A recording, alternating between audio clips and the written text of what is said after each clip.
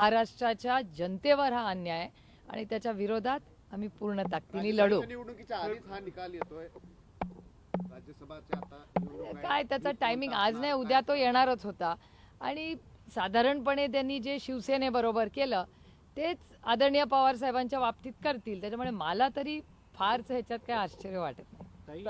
याच्या अगोदरचा जो निकाल लागला एकनाथ शिंदे आणि उद्धव ठाकरे यांचं रक्ताचं नातं नव्हतं, मात्र ते रक्ताचं नातं होतं. ज्या हाताला तुम्ही माझी राखी बांधली त्याच्याकडे आता हा पक्ष जातोय, काय भावना आहे? ठीक आहे, हा माझा राजकीय विषय, हा माझा वैयक्तिक विषय नाही. आणि आदरणीय पवार साहेबांनी स्वतः अनेक वेळा शून्यातून त्यांचं विश्व उभं केलंय. जर पवार साहेब 60व्या वर्षी शून्यातून त्यांनी राष्ट्रवादी काँग्रेस पक्ष उभी केली, पुन्हा करतील, उमेदीने पुन्हा करू, त्याच्यात काय. आणि एवढं केलं तरी आम्ही सुप्रीम कोर्टात जाणारच आहोत, कारण का शेवटी हा पक्ष आदरणीय पवार साहेबांचाच आहे हे सगळ्या देशाला माहिती आहे. त्याच्यामुळे त्याच्यात काही नवीन नाही. पण ठीक आहे, ज्या पद्धतीने त्यांच्याकडून तो काढून अदृश्य शक्तीने ओरबाडून घेतलेला आहे, ठीक आहे, हरकत नाही. सुप्रीम कोर्टाकडून अपेक्षा आहेत का? कारण शिवसेनेची केस जवळपास वर्षभर झालं सुप्रीम कोर्टामध्ये आहे, त्यांचा निकाल अजून लागलेला नाही, म्हणून हा प्रश्न. नाही, आमच्याकडून तर सुप्रीम कोर्टात आम्ही न्याय मागणारच. हे केलंय खरोखर असं आहे का? नाही, त्यांनी आम्हाला सांगितलेलं आहे की आता राज्यसभेच्या इलेक्शनसाठी 3 नावं आणि 3 चिन्ह आम्हाला द्या, असं आपलं इलेक्शन कमिशननी सांगितलेलं आहे. अर्थातच ते करू आम्ही. कोणत्या कोणत्या नावांचा विचार चालू आहे काय त्या सगळ्या? उद्या कळेल ना.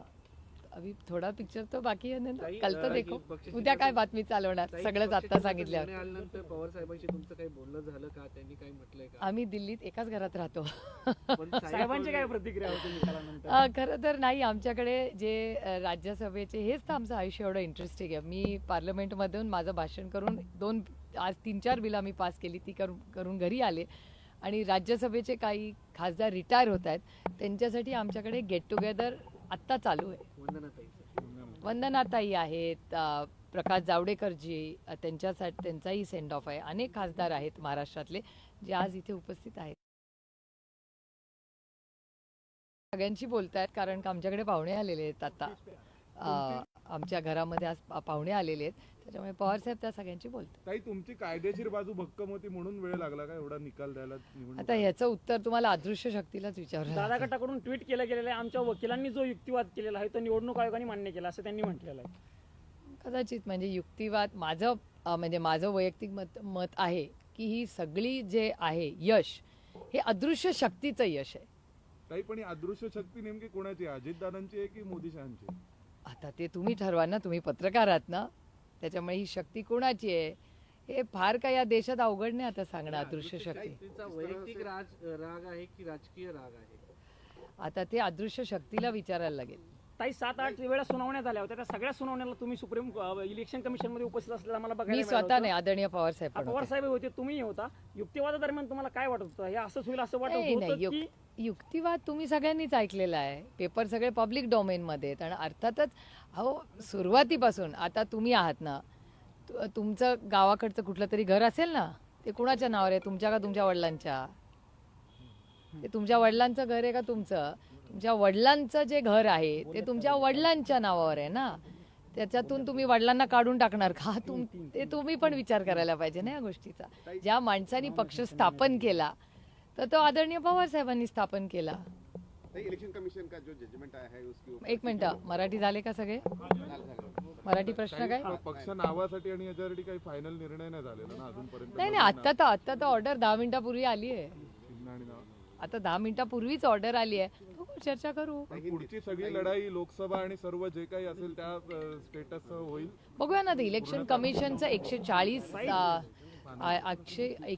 पानाची ऑर्डर आहे. ती सगळी आम्हालाही वाचायला लागेल, उद्या वाचायला लागेल. त्यातून बघूया ना काय काय होतं. ताई, फडणवीसांचं ट्विट आलेलं आहे, फडणवीसांनी अभिनंदन केलेलं आहे अजित पवारांचं. हा, अर्थातच दुसरं काय करणार. त्याच्याबरोबर त्यांना सांगा का इंटू ब्रॅकेट अदृश्य शक्तीला आपण कॉम्प्लिमेंट करा, एकटाच त्यांना कशाला.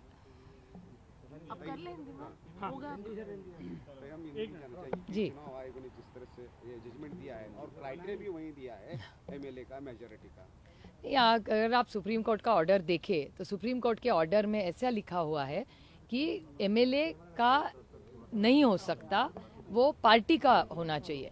और मेरे ख्याल से जो शिवसेना के साथ किया वही हमारे साथ आज हो रहा है। तो कोई नया ऑर्डर नहीं है, वही सिर्फ नाम बदला है, कंटेंट वही है। लेकिन नाम अगर बदला हो तो ये टाइमिंग जो है, अभी चुनाव आने वाले, वो राज्यसभा के अभी भी चुनाव है, व्हिप का मुद्दा जो था वो इम्पोर्टेंट था। नहीं, ऐसा अभी कहाँ विप का सवाल आता है, उन्होंने नया नाम मांगा है, मतलब तो वहीगा ना, तो सवाल ही नहीं आता, पैदा होता उसका कोई विप का। इसमें ये भी कहा गया है कि राज्यसभा के लिए आप पक्ष चुनिए। अगर आप कहेंगे कि हम राज्यसभा का चुनाव कंटेस्ट नहीं कर रहे तो आपको कुछ समय एक्स्ट्रा मिल सकता है क्या? नहीं, अभी तो ऑर्डर आया है, अभी देखेंगे ना, जल्दी का जल्दबाजी किस बात की। मैम, कारण क्या मानती हैं आप इस फैसले का? अदृश्य शक्ति। आपके पक्ष का नेता या फिर चुनाव आयोग, क्या लगता है ये फैसला किसके वजह से आया है? अदृश्य शक्ति। लेकिन आपने मतलब डॉक्यूमेंट दिए थे, एफिडेविट दिए थे, हाँ, वो तो एफिडेविट दिए थे, हाँ बिल्कुल, एविडेंस दिए थे, वो उसका तो क्या हुआ फिर? अभी इसका सवाल आपको उनको पूछना पड़ेगा ना, मैं इसका जवाब कैसे दे सकती हूँ। आप देख रहे हैं हमारे डॉक्यूमेंट्स भी ठीक थे, और फाउंडर मेंबर, इस पार्टी का फाउंडर मेंबर और फाउंडर लीडर कौन रहा है, तो एक ही नाम है, उसका नाम है शरद पवार। बच्चा बच्चा इस देश में, कश्मीर टू कन्याकुमारी, किसी से भी पूछो एनसीपी किसकी है, तो शरद पवार का ही नाम लेगा। लेकिन ठीक है, माहौल कुछ और है, अदृश्य शक्ति इस देश में है जो ये सब कर रही है। ठीक है, लड़ लेंगे यार, कौन सी बड़ी बात है, हम लोगों में जाएंगे। लेकिन आगे की क्या होगी रणनीति? सुप्रीम अरे कोर्ट अरे, जाओगे? हाँ हाँ बिल्कुल, कोर्ट, सुप्रीम कोर्ट तो जाएंगी, अगर हम पे अन्याय होगा तो कोर्ट तो जाना ही पड़ेगा ना। अच्छा, लेकिन सिंबल अभी जो चुनाव आयोग को जो ऑप्शन देने वाले तो हाँ, वो कल दे देंगे, कल तक उन्होंने टाइम दिया है, कल तक 3 नाम और 3 सिंबल उनको देने, तो अब कर देंगे कल वो। नाम के बारे में कुछ सोचा है मैम? अभी करेंगे, कल के लिए तो कुछ रखो, आज ये न्यूज़ करो, कल के लिए तो रखेंगे कुछ। अच्छा, शिवसेना के बाद हमने देखा कि अब ये एनसीपी के साथ हुआ, टूट हुई और मान्यता किसी और को। हमारे पार्टी में टूट नहीं हुई है। हाँ, तो इस ट्रेंड को आप कैसे देखते हैं? चुनाव भी आने वाले हैं लोकसभा के। नहीं, ये तोड़ मोड़ की जो राजनीति इस देश में चल रही है, वो संविधान के बाहर की है। ये जो हो रहा है वो किसी की संविधान के लिए, कि लोकतंत्र के लिए अच्छा नहीं है। कुछ बदला,